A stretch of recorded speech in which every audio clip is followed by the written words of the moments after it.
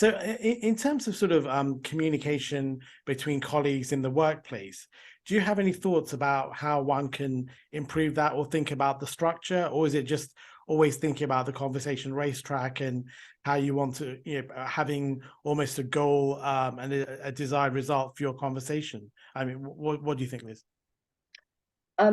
Conversation analysts have a principle, or if you like, an observed thing about conversation over the years that we refer to as recipient design.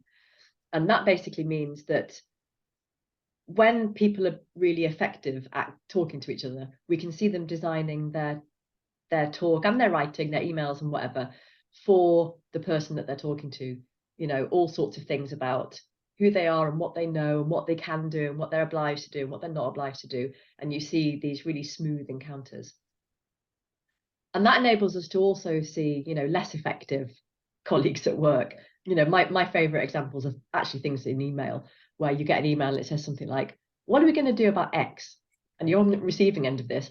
And you're like, am I meant to reply? Am I meant to set up a meeting? What am I meant to do, apart from now worry about what it was that you meant in that email? And I think everyone's probably had that kind of email. Or, can we meet to discuss this, please? Like, am I meant to set that meeting up? Are you going to set a meeting up? Like, how is that? And you're just left with this kind of this burden of wondering, and depending on who they are and who you are, then you might be worrying about it as well. So thinking about your recipient just much more carefully, and especially on something like an email where you can take your time and not just sort of fire it off.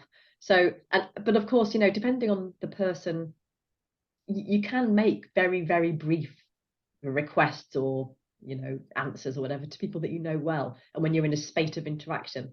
So it's a matter of realizing and recalibrating and designing for your recipient and where you are in your relationship and trajectory, and where you are in the day and projects and all those things.